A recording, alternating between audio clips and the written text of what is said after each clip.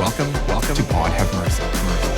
I'm actually really excited because Kathleen is a mentor and a friend, and I've gotten to know her through both the work that she's doing now with the Texas Methodist Foundation, but I had heard about Kathleen's ministry and the innovative thing she was doing in California through friends for a long time before I ever met you, and then when I met you, I knew that you had much to teach me, and so I feel like that I've been just kind of calling you all the time to say, hey, can you help me think through this and think about this? And so it's been a real gift. And so we're just delighted that you'd be on the podcast with us today. You.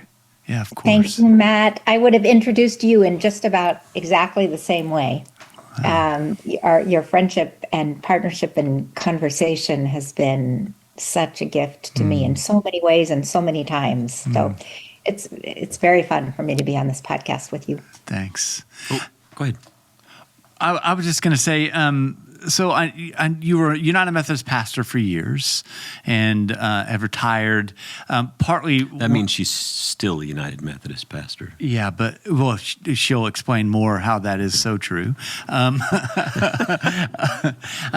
I would love just to get if you could tell us just a little bit about yourself, and then maybe that could lead into part of the discussion that I'd love to have with you today, just about particularly the vineyard that you'll talk to us about, but really some of the insights, the theological and spiritual insights that you have been really kind of gleaning around that whole process, and some of the things that Jesus says about being pruned. So yeah. Thanks.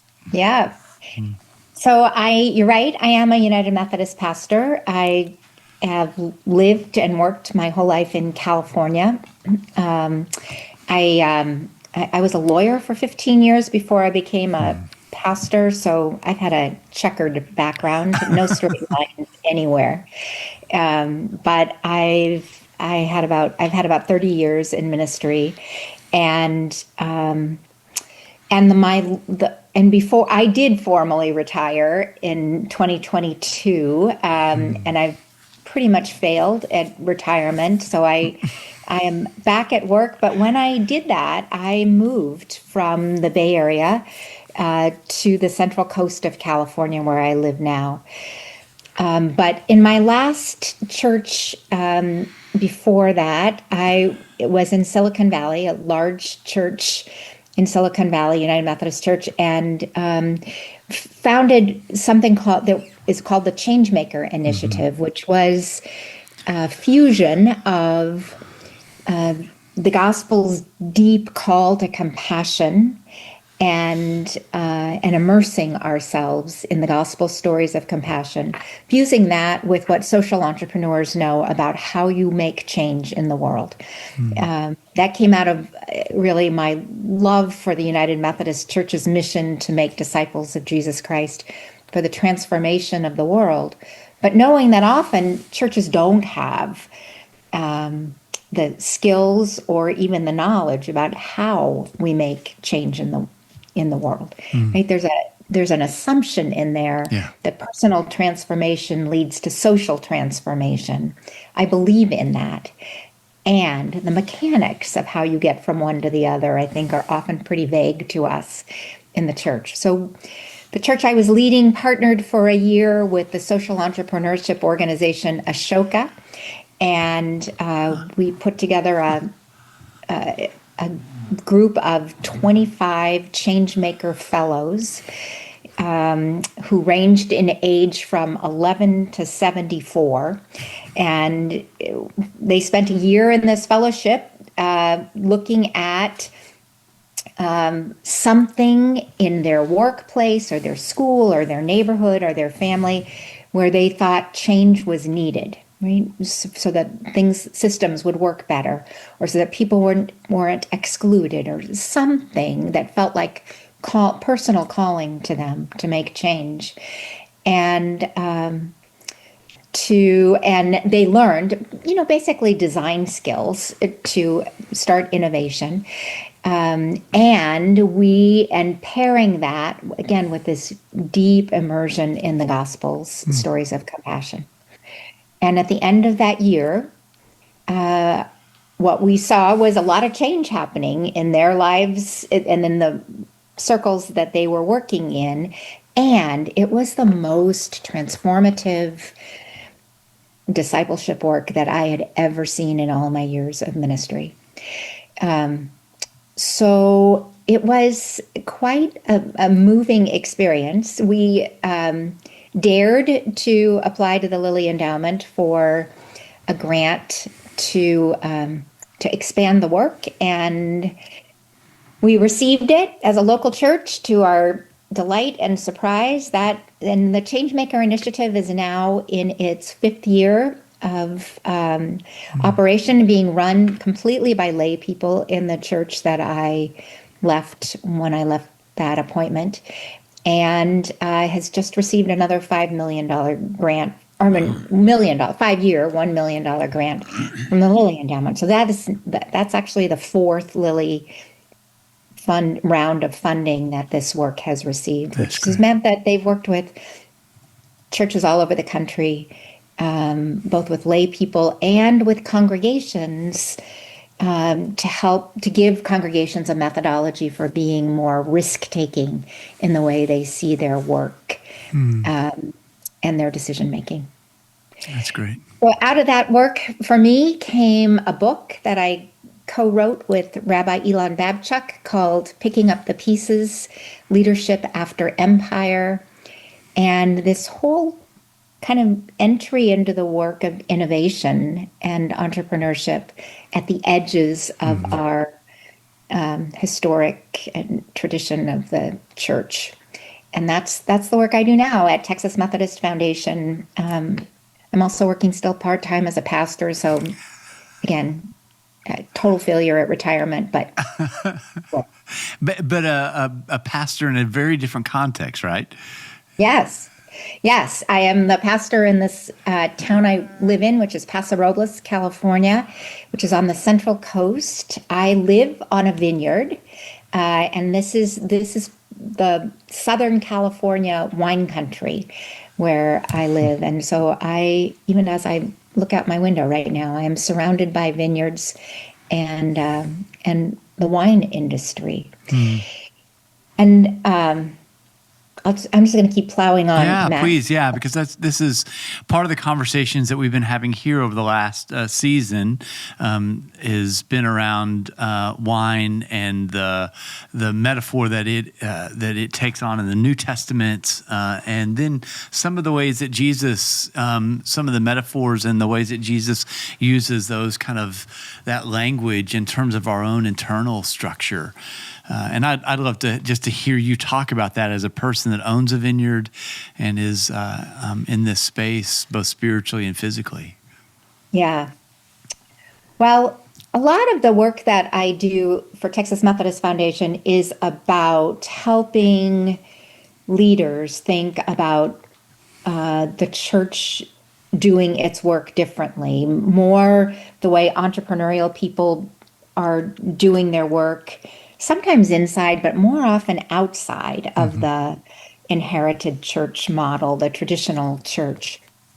A couple of years ago, Sue Phillips wrote a piece for the Harvard Divinity Bulletin in which she argued that traditional churches can provide the infrastructure that entrepreneurial efforts to bring the kingdom of God on earth really need in order to sustain them, meaning the paths of communication and institutional stability and grounding, that those really interesting things that are happening outside the church and that really feel like the Spirit of God moving, that they need in order to be around for a while. And I started thinking that Sue's argument for kind of a fusion of these two areas of ministry really is a lot like grafting that happens all the time in vineyards. And so I went to the manager of our vineyard here and said, so tell me about grafting. And I started to learn more about what actually happens when you take a mature grapevine and you graft onto it a scion, which is really just a branch of a new and younger plant, so that you merge those two plants together. How does that happen? What comes of it? And there was one thing I was thinking about when I asked that is something I learned from neighbors of ours, adjoining vineyard owners, who some years ago, when the movie Sideways came out, which it took place. They had to get rid of all their Merlot. Exactly. That is exactly right. Our neighbors had a good part of their vineyard planted in Merlot vines, and the winery that was buying most of their grapes came to them and said, we can't use this anymore. That movie killed the Merlot business in this part of the country. Do you know about this movie, Matt? I know about the movie, but I don't know why. So in the movie, Paul Giamatti is a character. It's about wine and their little road trips and their relationships. And he's a big Pinot Noir snob. Okay. And he's going to this thing, and he always talks down about Merlot, but he makes this comment like, I'm not drinking any effing Merlot. Okay. And so the whole thing is like, and so when the movie came out, after the movie came out, the sale of Merlot started like to decline and crash like for years. Because of that movie. And so it still hasn't come back. It really is. So if you, even today, people will still say, oh, I don't like Merlot, I don't drink Merlot. They don't even know what Merlot is. They just remember somehow. Okay. There was this cultural touchstone moment where Giamatti's character just like, I'm not drinking Merlot. You know? Yeah. And but the sales went down for years. And so what she's saying is that, what do you, so what she's saying is like, so if you're a vineyard and you got, half your property, half your vines are Merlot, okay, what are you going to do? You're going to dig them all up and start from scratch? No, you're going to graft new varieties onto your rootstock. Yeah, and in that particular case, they took Cabernet Franc grapes and they grafted those onto the Merlot vines. And the rootstock, the mature vines that had been there for a long time that had been Merlot, and a new variety of wine came, right? And what I don't know is whether that the new grapes that came were all Cabernet Franc or whether they were some. No, they're all Cabernet Franc. Typically what they do, if you had graft, or they'll cut everything down to just the rootstock. There's different ways to do it, but that's typically in the vineyard in real time to get the fastest turnover. You're going to cut it down to the head graft, and then you graft the scion, just a bud, in the rootstock, and within that year, you'll have a shoot with new buds and growth on it. But all of the grapes that come out of that scion are going to be Cab Franc. Yes. So what I learned about grafting is that what they do, so a graft is able to happen because of a cut that's made, literally a wounding of that mature grapevine, the rootstock, right? You put a cut in it, and then you insert this bud, as you were talking about, John, and then they wrap the graft. And the wrapping stays on it for a year. Right? Wow. The vine dresser, if you will, tends that graft for a year. And in some ways, they treat the vine as if it were a new vine, right? They cultivate the soil around it, and they treat it as if it's a brand new vine. And what they see at the site of that graft is what the vineyard managers told me is sort of explosive growth, right? More growth than you would expect to see in either one of these vines on its own. And that feels like a metaphor, right? And especially, I think, in this sideways illustration and the Merlot grapes, when I think about a changing culture that no longer has an appetite for what these mature vines were offering. Wow. And the insertion of a bud, of something that was still largely came from a plant that was too young to bear fruit on its own, because grapevines don't bear fruit for at least 5 years after they're initially planted, right? But that merger of those two plants allowed for something new to grow that couldn't have had the kind of growth or fruitfulness that it did before. And that just feels to me like a metaphor for what the church All sorts of things.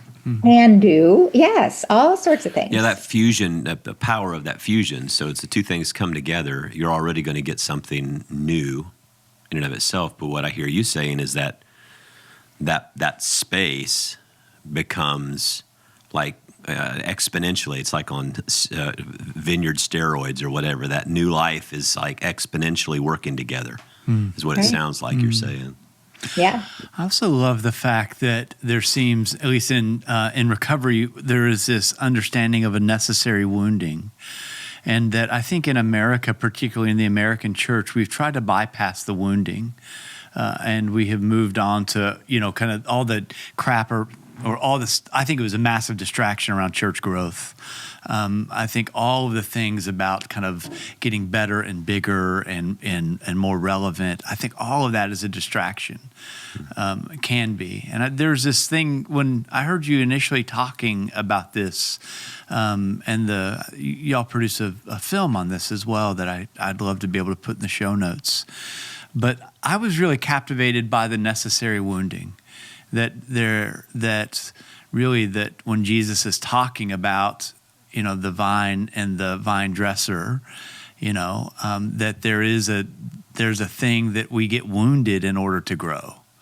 And I think that we don't talk about that a lot. Could you unpack some of that and some of your insight around that? Yeah,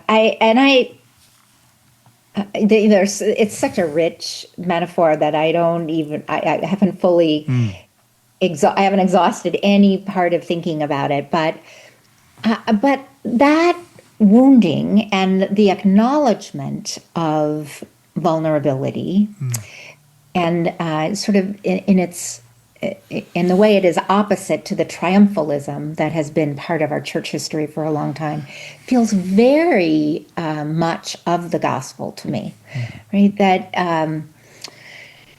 That it is in the place of our wounds that we are both healed and we grow, right? It's there's so many analogies we could use. It's the Japanese art form of kintsugi, right? Where you don't hide the wound or you don't cover it up, you accent it, because this is the source of our greatest gift at the spot of our wounding. And I think in Christianity, a lot of what I see is that we get close to acknowledging that and to incorporating it into our regular, everyday, functional theology for individuals.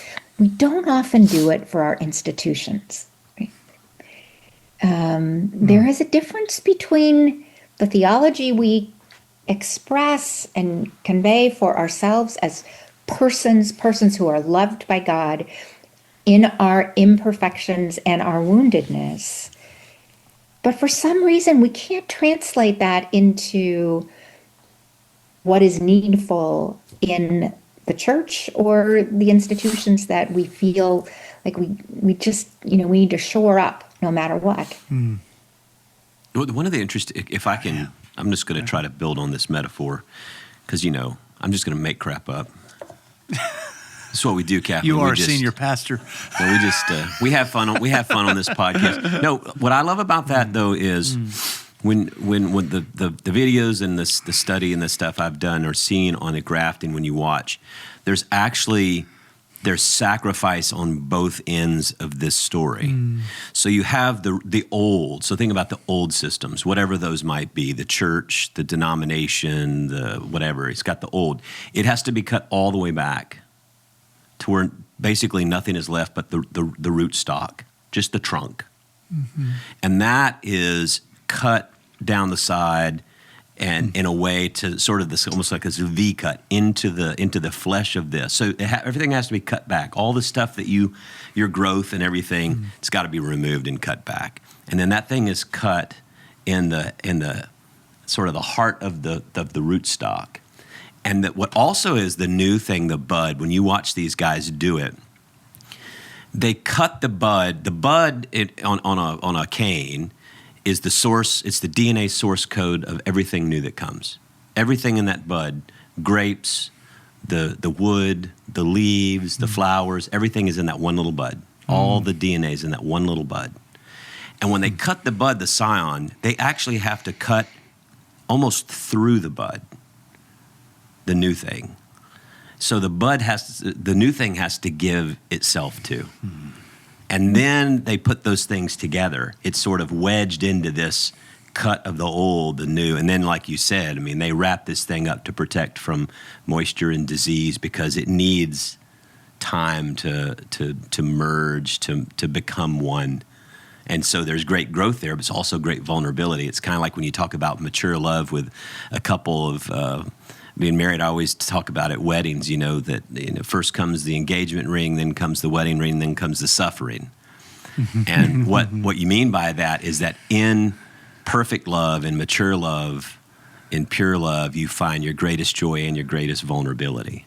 Something about this whole image to me is like there's great power, but there's great vulnerability in this. And I wonder if what you think about, that might be one of the reasons why old churches, old denominations, old ways of thinking, it's hard to think about cutting that much back, merging with something new. I guess on the other side, the new has to sacrifice too, but man, that is it's a real vulnerable place before you get to the new beautiful Cab Franc or whatever it becomes.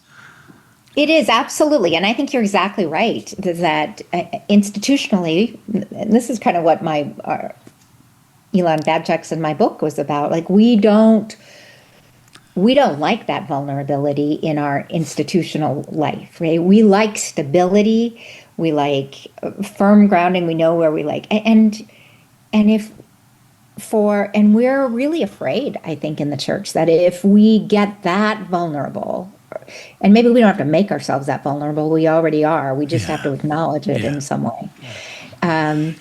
That we won't have firm ground to stand on, right? And again, I think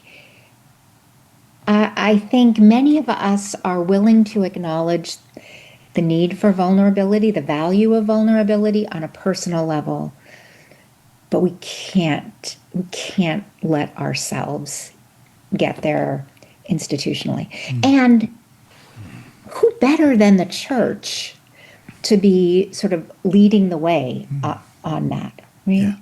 To acknowledge vulnerability and the fact that we do need to, at least from time to time, come back to simply the essence, cut everything else away so that new growth can begin. Yeah. I wonder if that's why so many folks have left the church, because what they have gotten and received is this kind of this place of invulnerability and security. And I wonder if what the gospel offers us. I was thinking about both I never thought about the mutual wounding that creates something new, right? So it's the old that has to become vulnerable, and the new that needs the old, and the old that needs the new, and it's in their wound that something happens in a tender place that has to be attended to for a year or more, right? So it's not a strategy, it's a possibility. And I think the church has been mesmerized by strategy and not captivated enough by possibility. And so because it wants something called certainty, I think, right? Absolutely. And I wonder, Matt, if that difference doesn't account for some of the ways in which we see 12-step programs more critical and more successful, actually, at transformation of people's lives. Because you walk into a room where the ground is not stable under anybody's feet, Right. and there is mutual vulnerability at every meeting, unlike the church that that is pretty controlled every time you walk in on a Sunday morning. Yeah, that's right. Because we've wed ourselves to certainty, and I think you're right. I mean, this idea that Jesus calls, Peter out of the boat into something that's not sustainable, yet it sustains, is a place that we want to, create a metaphor around while we kind of construct these ship liners that will never sink, right? And now, that the church is sinking, we're wondering, wait a minute, maybe we've invested in all the wrong ways of being, and I think you're right. So how does an institution, how does it become more vulnerable? Well, that's kind of my question for you, too, is do you see in, say, our denomination, the United Methodist Church, do you see the institution, the rootstock, willing to cut back and graft with the new things coming? I mean, when you look at it, do you see that as something that is willing to be done? I know what I think, but I'm interested in what you think. And you want me to be honest? Yes. We're always honest here, for sure. Because I'll give you my 2 cents after you talk. Yeah, no, I don't see that. I don't either. I totally agree with you. Well, thanks for joining us, Kathleen. I want to hear more what you have, what your thoughts are. Well, I certainly don't see that in the large churches that I've been part of leading, and that we are quite proud of in our denomination, every denomination, right? Those are the things we do. This is a longer story, but I'll get to the point, I think. And I am. You can speak freely, and what we'll do is we'll make sure you're blacked out in whatever areas of the country you used to serve. Thank you. I am leading a cohort now in my Texas Methodist Foundation work of flourishing small churches. And so these are churches that have average Sunday attendance of under 50 people. And yet they were nominated to us as churches that are flourishing in some way. So we're spending a year really in a sort of a research project trying to say, what is a flourishing small church other than a church that thinks it's going to get bigger? What makes a church of that size full of life and growth by some definition? What are the metrics that you would use to measure flourishing? What kind of leadership is needed for that kind of church? And in one of our first gatherings, we spent some time with the former presiding bishop of the Moravian Church in the United States. And, the Moravian Church is tiny. And they've been near extinction as a denomination multiple times.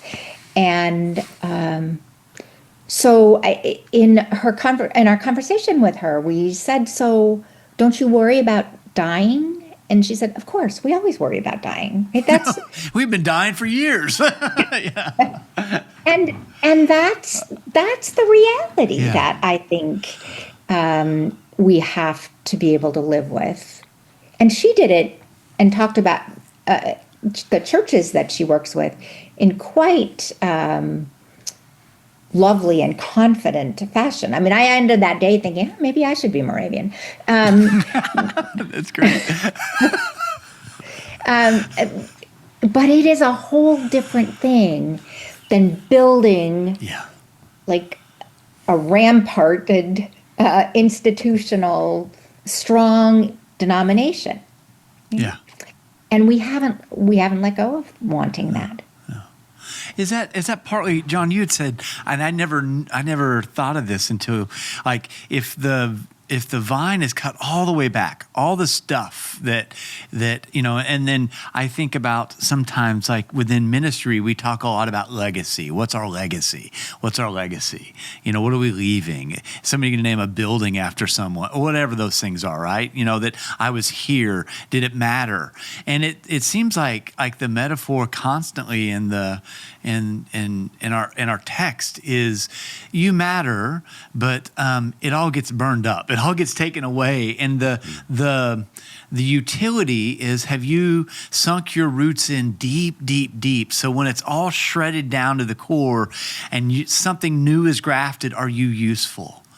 Or have you been just so consumed with what you're leaving that who you are at your core, right? The deepest part and can't be grafted because you're too, I don't know anything about vines, but you're too hard, or there's something dead going on there, or whatever, Well, and I think another way of saying that, Matt, is are we satisfied to bring to the table what we carry with us, not what we pretend to have, not what we'd like to have, but simply what we are, right? What mature vines have is absolutely essential.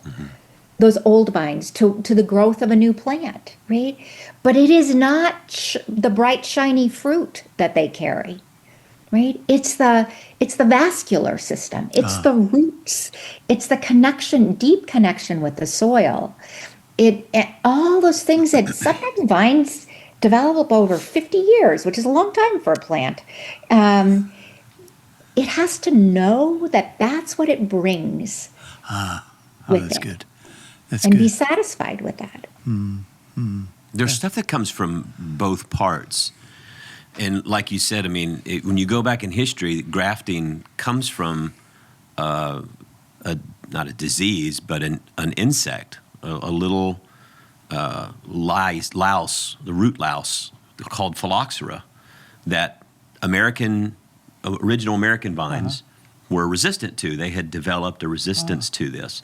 But in the 1800s, when we were going back and forth and we took them over there, all of the vines that make great wine that you've heard of, Cabernet and Merlot and Pinot Noir, American vines make horrible pungent wine. If you've ever gone in Georgia, if you ever go to like Chateau Elan, or if you go around the South and you get muscadine wine, you will know what I'm talking about, that, American grapevines make crappy, horrible wine. So the ones all that the taste grapes, good? all the wines come from European grapes. But they also all got killed by the phylloxera. So they had to figure out, they still to this day cannot manage phylloxera. So all of the rootstocks in Europe are American rootstocks. There So the had ones to in be Europe this coming died. together. And all of the grapes grown in Paso Robles, right, Cabernet, those are European grapes on American rootstocks. Now, over time, they've developed, sort of DNA to have the protection of the both. But it was kind of like we both needed each other. Wow. The old needed the new. And I go back to this thing, too, and I think, like denomination, right? I don't see us willing to cut back enough, because what people do is when you say that, they think you're being dismissive of everything about them, and you just want to kill them, and you just want to see it all go away, and you just want to blow it all up. If you take your grafting metaphor, that is not at all what happens. Because the root system itself comes from the old vine. That's the engine, like you said, that pulls the nutrients and the water out of the soil that feeds the new. But you got to be willing to be grafted into what is new. And I get the sense that we kind of want to do, like you said, it's like we want to keep being the church with all of our vines. We might be willing to graft it, like this part way over here. If you want to graft something new right there, that's okay. But don't let it mess with all of our current stuff. And grafting doesn't work that way. It doesn't. It won't take. It won't function. There's nothing new that comes out of that. And so I just wonder in that analogy or that metaphor or that image, like we don't want to cut back so much in our denomination or in the church that there's nothing left. We don't destroy it because we have to have it. But what is it that has to remain? Yeah. That's, I think, the discerning portion. Because some people think what has to remain is the worship service at 9:45, or the purple curtains in the fellowship hall, or the certain ministry, the men's breakfast, or whatever. Those whatever, I don't know. But what I think part of it, Kathleen, is like, we just need to spend some time as a denomination, and I think that the church as a whole, figuring out, okay, when we talk about cutting it back, what is it that has to remain that will then feed what comes next? I don't know that we've done that work yet. I agree with you. I think there might even be other pieces of the work that we have to do. For example, I think honest examination of what's the fruit we're producing now. That's a good point. Yeah. And I think, the church is not producing no fruit. Absolutely, it is still doing some good work, but enough of that work to justify, all the money and all the time and everything we spend. I'm not sure we've had that conversation either about our fruitfulness and whether we are willing to cut back to just that rootstock if it means letting something new come in and sort of flavor the fruit.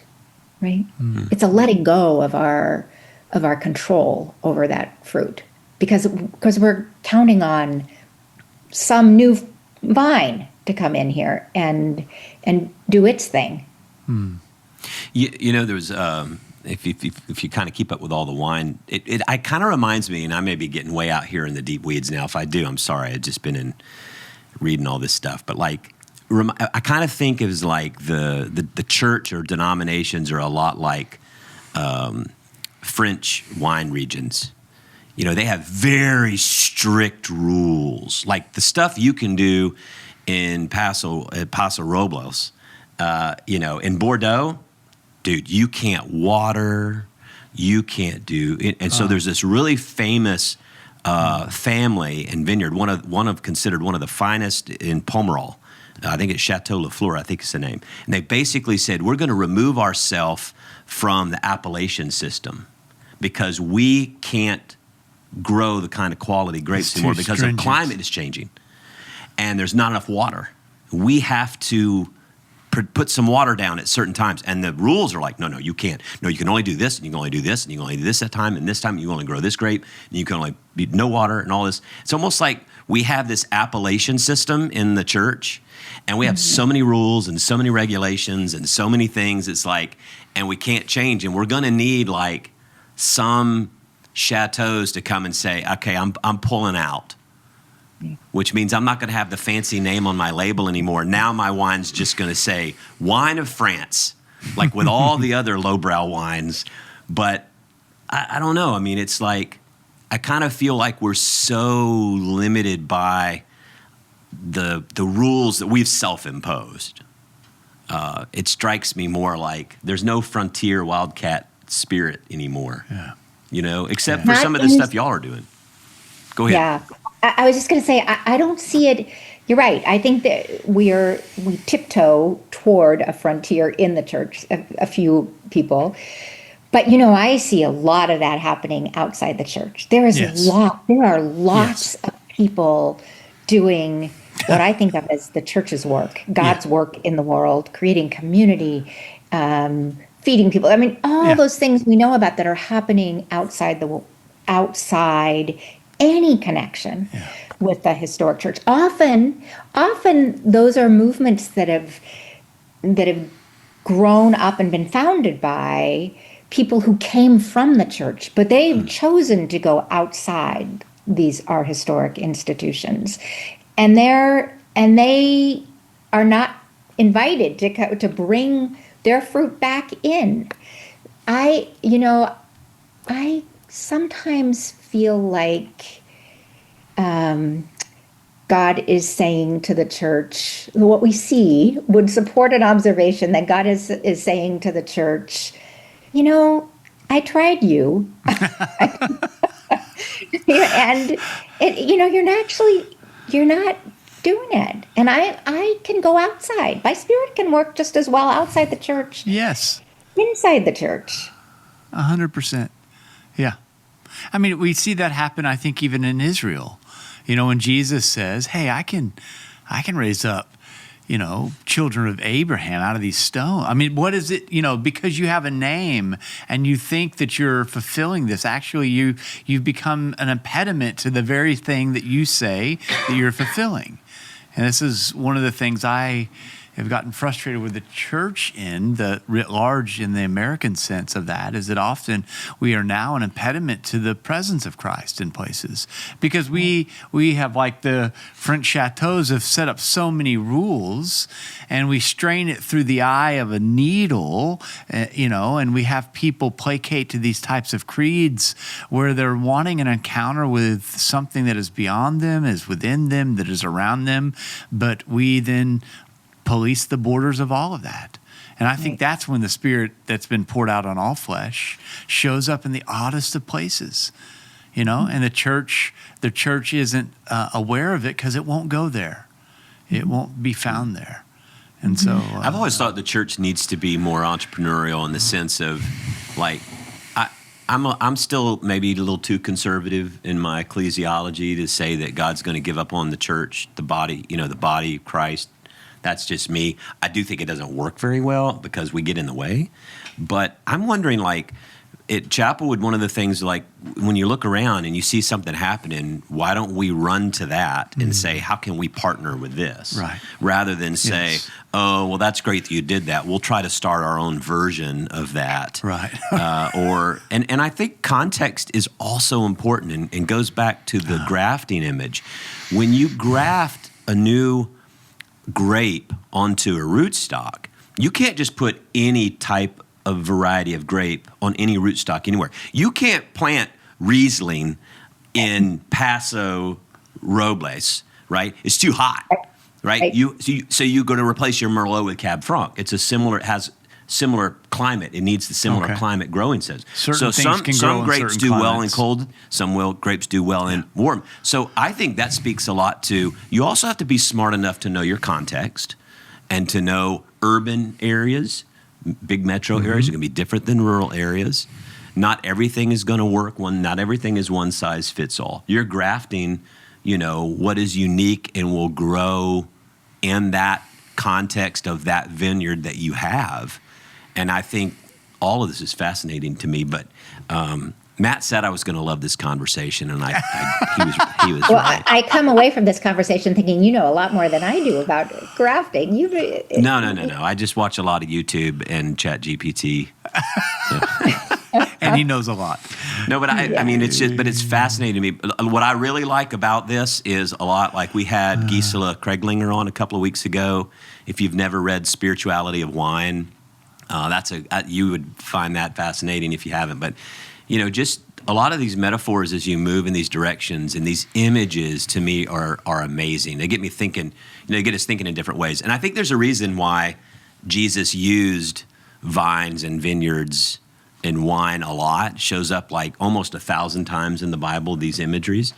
And because it is such a living, dynamic, complex type of a plant. So when he's talking about abiding in the vine and pruning and all this, I mean, I think a lot of this that we're talking about is exactly what God's trying to communicate to the modern church. And I think it's really hard for us to think about, like you both said, well, how did you rephrase? You know, we both have to be cut. We both have to be vulnerable. And I just don't know that we're just too protective of our territory. I think a little bit. Yeah. And that is, that's cultural. That's not theological. That's right. That tendency, that inclination to hold our boundaries and hold on to what stabilizes us is that we've learned that from the culture. Yes. We didn't learn that from the stories of our biblical narrative or our, the essence of who we are. Yeah, that's right. one of the things that I've talked about and that I'm interested in as well is that your emerging work with kind of this idea of becoming an elder. Like, how do you, which I see now in this conversation we're having, is really the rootstock. It's the part of the body that sits in the ground that has had everything stripped away, but it's in need of both wounding and something new. And I reached out to you because we started a group with about 15 guys that are elders in our church, old guys, for lack of a better word, and really asking the question in this season from 75 to 100 years old, if that says what is necessary to continue to become that rootstock that is vital and vibrant and all those things. And so I wonder if you could talk about your interest in that and what you're learning. Yeah. Leroy Barber and I have recently started working together on this idea of what is an elder in our culture, and particularly among people who have been doing spiritually grounded work for the sake of others for a long time. When you've been doing that kind of work in your lifetime, what does it mean to become an elder in that work? It probably doesn't mean playing golf all the time, or even changing into something. And some people, as they become elders, they find, if they've been doing corporate work, for example, for-profit work, they find something in themselves at that stage of life that compels them to be more self-giving in the way they live their lives. But what about those of us who've been doing this for a while, right? And in some ways, this entrepreneurial work, it can be sort of heroic work sometimes. So what happens when you get to this point in your life when you say, I don't need to be the hero anymore, right? I still have something to offer, but it's going to look different than this heroic, innovative work I've been doing for a long time, even the leadership work. So we gathered together about 10 people. We met for the first time at the beginning of September, and a group of people who are all at roughly the same stage of life, but they did not know each other before. These are people who largely had not met each other until we came together for 24 hours. And I will say, I've never seen a group come together so quickly and vulnerably and honestly as that group did. It's like simply the conversation about who will I be in this eldering chapter of my life. Like, it touched something deep and tender, vulnerable, really, inside of people. And so I do, sort of my working hypothesis now is that when you get to a point in your life, it's that Richard Rohr's second half of life stuff, right? When you've experienced enough life to know your own vulnerability, then you are ready to be a rootstock that has that cut in it and can allow something else in. But often we don't know that or we're not willing to face it until we're done with whatever it is we need to prove. There's some maturity too. I think, especially what a lot of people don't know. If you've been in ministry, especially if you've been in the front your whole life, everyone looks at you. Everyone thinks you are somehow holier, or have it all together, or whatever it is. They come to you when they have a problem. They come to you when they're grieving. They come to you to celebrate all their life, the baptisms and the weddings and the funerals and all this. And then all of a sudden you retire and you're out of it. And I think the maturity is okay, there is a sense of, talking about the rootstock, I need to be cut back now and kind of think of what new will be grafted into me for this next chapter. That's great. I have found in my personal experience, and that's why I'm trying to be very intentional about this in my last decade of active ministry, and thinking about what will it look like for me, because I don't want to be like so many pastors I've seen who, man, they retire and they meddle and they can't give up and they cause, you know what I'm talking about, Kathleen. You've seen it before. I don't think they mean ill. They just can't help themselves because they don't know how to transition into that next phase. Like you said, it makes sense to me if I've been a CEO and I've been working hard and now I want to do something selfless because we're the opposite. Right. You know, we're almost like the opposite. I've known pastors who retired and says, I am just going to play golf. You won't see me again in a church for a long time. I mean, I have a great story of a guy who retired on St. Simon's Island, and he was met. He said, John, I'm coming to your church. And a couple months later, I never saw him. And I ran into him at the store, and I was like, well, hey, what happened? I thought you were coming to church. He goes, well, I went Wednesday night. Someone invited me to Christ Church, the Episcopal Church that's across the street at Frederica. And I went in on Wednesday night, and the lady came up to me, and she said, white or red? And I said, white or red what? She said, white or red wine. At Wednesday night supper, he said, oh, I'm going to this church. Like, this is my church. And I just thought, he found a space where, you know, he didn't have to pretend and put on any airs. He goes, sorry, John, I'm Episcopalian now. I mean, but at least he kind of had lived whatever into this lane, and now he felt free to be who God was calling him to be. Yes. But it's hard to get to that point. One of the first questions we asked when this group gathered was about what are your fears about aging, and the through line to almost every answer was about irrelevance, right? To go from the kind of position you just described, John, that we have in ministry, and particularly upfront ministry in a church, to nobody actually needing to hear what you think about their lives, that's a hard one to swallow, right? Yeah. It takes a lot of maturity and growth to be able to get to a place and just kind of figure out, okay, what is my ministry now? It's going to be different. Yeah. One of the things I'm excited about this also that you're doing, Kathleen, is because I don't think that the church has done a good job of teaching us, like, this is what's coming. You will feel irrelevant. That's a feeling. That is something that is being stripped from you. That is a spiritual What we do is we resist feeling irrelevant rather than welcoming this, the welcoming prayer, saying, welcome. Welcome irrelevance. What is it here to teach me? Oh, right. And so we haven't done a good job, because I think of our spirituality is tied to our capitalism, what we produce, what we make. You know, all that is connected to our spirituality. But I think what you and Leroy are doing is helping kind of begin to create some resources within the church that says, oh no, one day you will die. One day you will get old. One day you will become deeply irrelevant. And in that stripping, there is something magnificent that will happen as an elder. And you will become deeply fruitful if you can stay with this. Yes.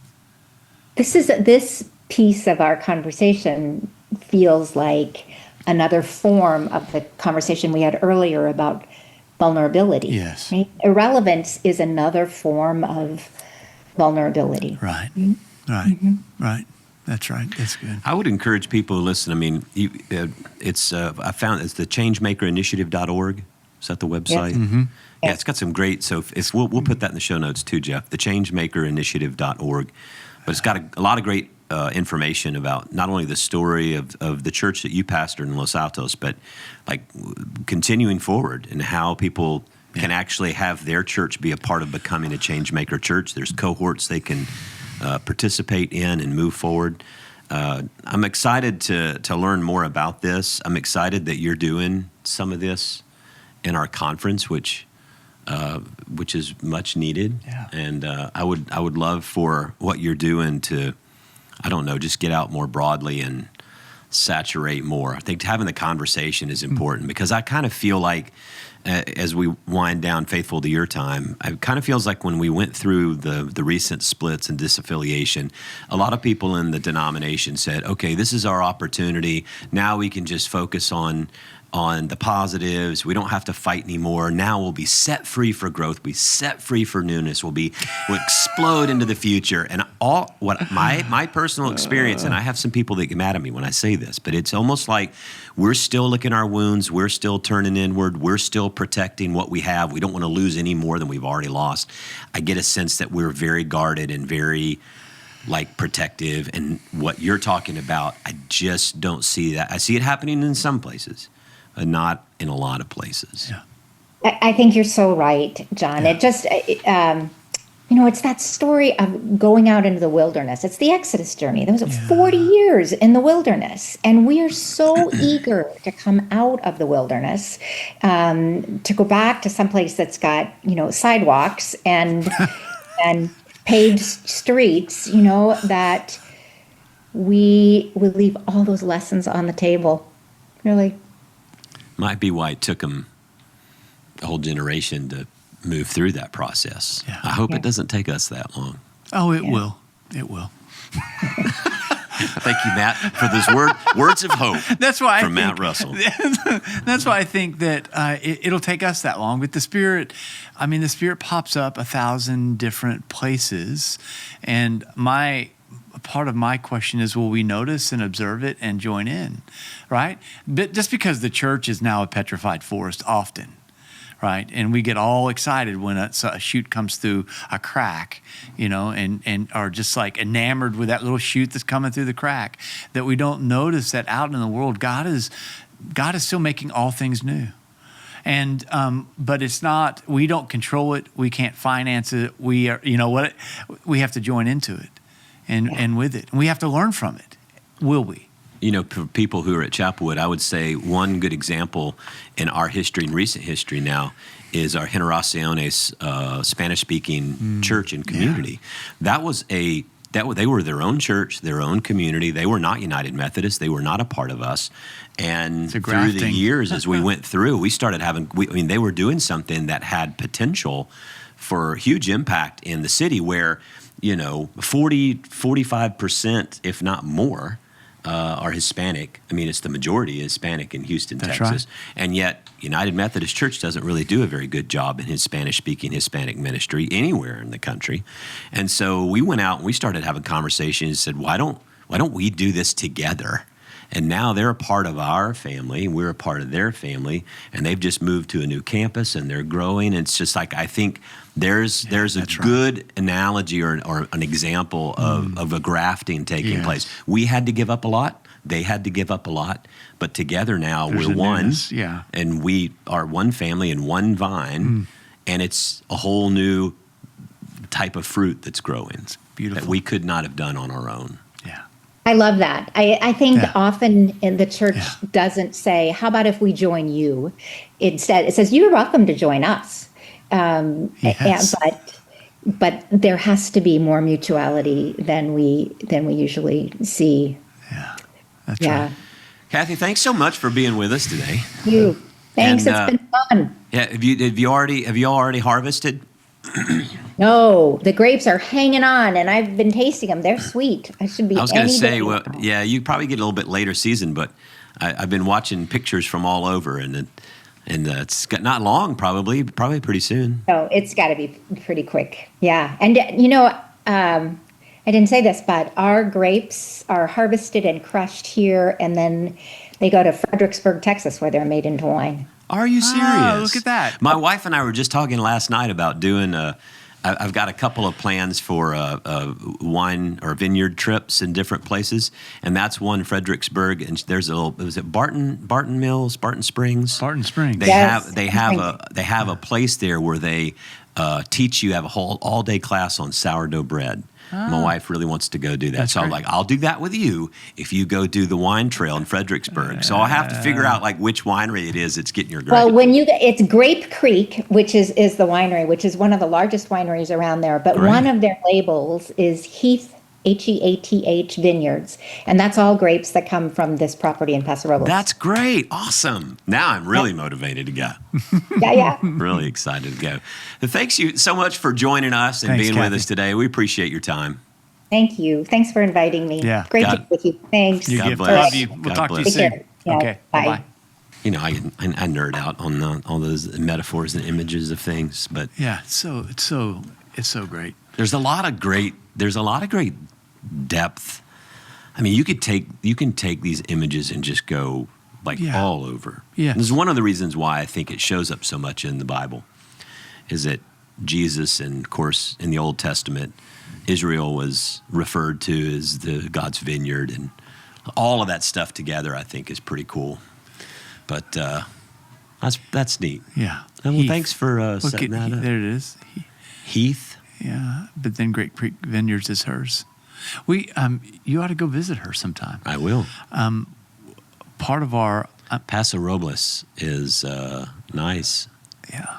So I met her through some of the work we're doing with the lock leaders a number of years ago. And she'd be great. She'd be fun to come and visit with our staff, preach, whatever. I mean, she's just really, That'd be awesome. you know, she's very wise, and it's just. I think the metaphor, though, you know, talking about the church, it's true of anything. It can be true in your own personal life or in your workplace. Yeah. Like if you're in a multi-generational family work situation or even a corporation. I mean, all of these images can fit in all of these different contexts of changes that we personally need to make. Yes. I mean, you were talking about, or y'all were talking about, like in recovery too. Yeah. The sense of this woundedness, mutual woundedness. Yes. You talked about this. This is the only way that you get to transformation. Resurrection can only happen when there's death. Yeah. And can I say this? An actual death, not a metaphorical. Not a passing out. Right.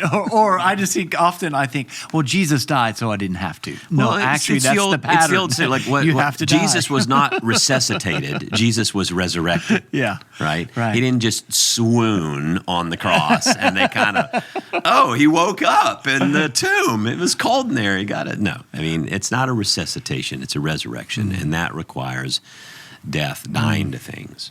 Yeah. Man, that's hard for us to do. And I get it. It's harder. It's hard individually. It's hard corporately. Man, it is really hard in organizations and institutions that have these long histories. The church is probably the worst.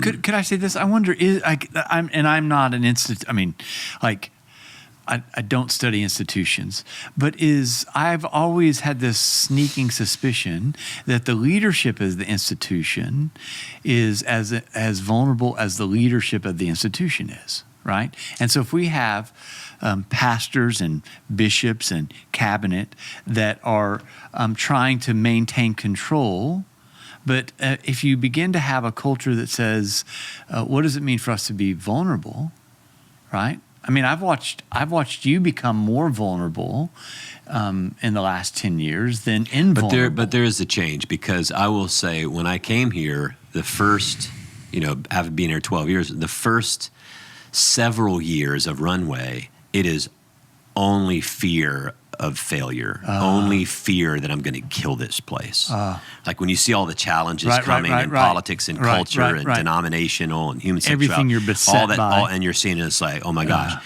when I was handed the keys to this thing, it was working really well. It was humming. Like, what's going to... Don't mess this up. And I've shared this before about that big moment at COVID especially, where, Yes. With Robert Hilliker telling me, like, list your fears. And they're like, okay, what if all of these came true? What does your life look like? And I'm like, well, I'm not over. I'm not dead. My family's still here. They still love me. My fears don't include any terminal illnesses. Right. It's just all this failure, getting fired, all this. I was like, it'd be okay. There was some moment in there that you have to be willing. It's like you talk about the falling upward roar. Yes. There's some moment where you have to be willing to give all. You have to envision the reality of losing it all. Yes. Before you then can cross over into this place of saying, okay, it's so okay. that was your necessary wounding. Yeah. That was the wounding. That and a lot of other things. Yeah. Lots of emails from church members and text messages. That was death by 1,000 cuts. Yeah. But I mean, in the midst of that, what you ended up bleeding out of was fear and insecurity. And I've seen you be given and receive a deeper sense of yourself in God's love and move out of that place and lead out of that place in a way that it's beautiful to be a part of. right? And so I think that that's the work. Well, see, I'm not like you. I mean, you had to do all that stuff going through recovery. You had to process and be wounded and get broken. See, I didn't. Thought you were going to get out of it? No, I thought I was going to avoid the hard stuff in life. I was going to avoid the hard stuff. Jeff, anything else? Well, thanks. I think we got Russ Levinson coming up soon on the podcast. And I think we have Bishop Doyle coming up.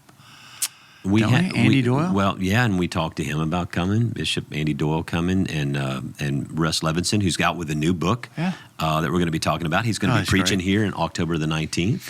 So all the folks from St. Martin's who listen to the podcast, this is where you need to be on October. If you're Episcopalian, where else would you be? You wouldn't be anywhere else, right? We won't be serving wine, but... will we have communion? No, it's not communion. Can we get back into while he's in town? Yes. Yeah, Richard Beck. Yeah, he's coming in 2 weeks. Awesome. There's so many people, so many awesome things. Richard Beck. All right. Well, thanks, guys, for everything. Thank you. Make sure you like, subscribe, share this with other people. It's great, fascinating conversations, all sorts of levels and depth of thing that'll be helpful for folks as they going through life. Well, I'm John Stevens. I'm Matt Russell. And this is Pod Have Mercy.